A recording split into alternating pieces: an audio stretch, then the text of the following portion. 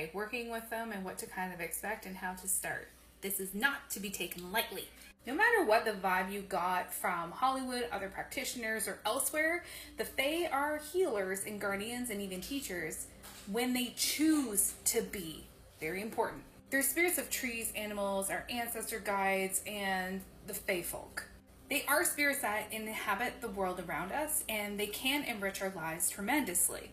Some believe that the Fae are elementals. I disagree. I feel elementals are a separate being. It may be a category of Fae, but we're not getting into that. Some also believe that working with them are not dangerous. You need to develop a bond with them and follow rules. Number 1, don't try and figure out the fairy's true name. Number 2, don't give away your name, your true name. Number 3, respect the Fae's nature. Number 4, use protections. Number 5, ask, don't demand. And number 6, always keep your promises to them. You can ask them to do something with a petition or by saying it, but it's up to them if and how they will go about doing what you ask. Fae and Fae folk are other names for fairies, by the way. They cannot be classed as good or bad. They are an oxymoron. The Scottish, I believe they call them Seelie, meaning happy or lucky, and the word which silly is derived. They can be benevolent, well-meaning, generous, helpful beings, but they also enjoy playing their tricks. No matter the type or class of fairy, they are capricious on their core. They can turn malevolent towards humans if angered. So in short, they are mischievous and they have their own set of rules, just kind of as I mentioned. They can also sometimes make their way into your home.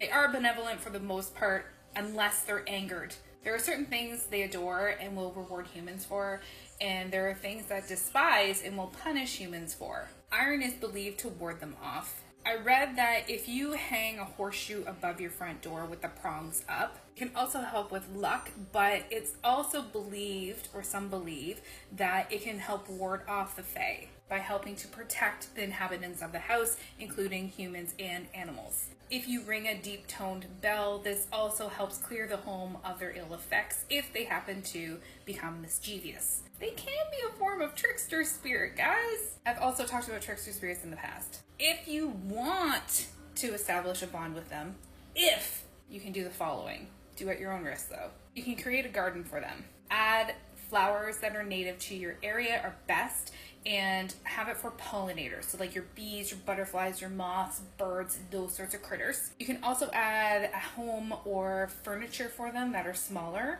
to help invite them in. Once the pollinators start arriving, then the Fae may come with them. By setting up a specific designated space for them in your garden, you are welcoming them into your space. Again, take caution with this, as they can be unpredictable, especially if you don't follow the rules I mentioned earlier. Once you do this, then you can start doing offerings. Traditionally, butter, cream, milk, honey, ale, but you can do other offerings to them like fruit if you want. If you make the cakes or if you get local ingredients like honey, it's even better.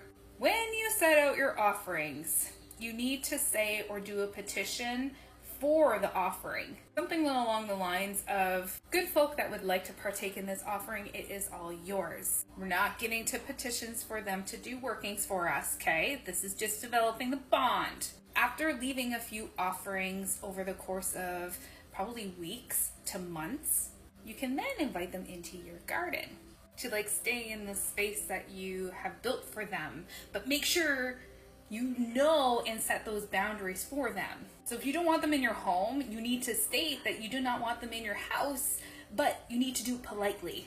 Again, you don't want to anger them. The more manners you have towards them, the less likely they will play tricks on you. They despise rudeness. Also, just do not just cut off the offerings. That's considered very rude and disrespectful. And they could start playing tricks on you and the inhabitants of the house, including humans and animals. Things such as misplacing items, not being able to find items, from stubbing your toe, burning your hand when cooking, cutting your hand when you're doing certain things. Some of this can be related to them. But signs that they're actually accepting the offerings and they're around. If you start hearing music far off in the distance, so like harps or flutes, that could be them. Again, since they're kind of playful tricksters, if things get moved in your home but then reappear, that could be them. Trickster energy. If your garden is thriving, so if your blooms are coming out early or overnight, it seems like to blossom, that's them, probably. If you're finding a fairy ring in or around your property, this could include mushrooms, rocks, your grass being off a little bit in a circular pattern. May not be perfectly symmetrical, but this is considered a fairy ring, especially if it's by the area that you set up for them. If you find fairy knots in your hair or your animal's hair, if you start seeing them in your dreams, they can help you actually astral project too. If you leave offerings and it's gone the next day, so the liquid is gone or the food is off the plate. Again, take caution with this and request. Do not demand them to do something, as they will do what they want. Leave that to your imagination.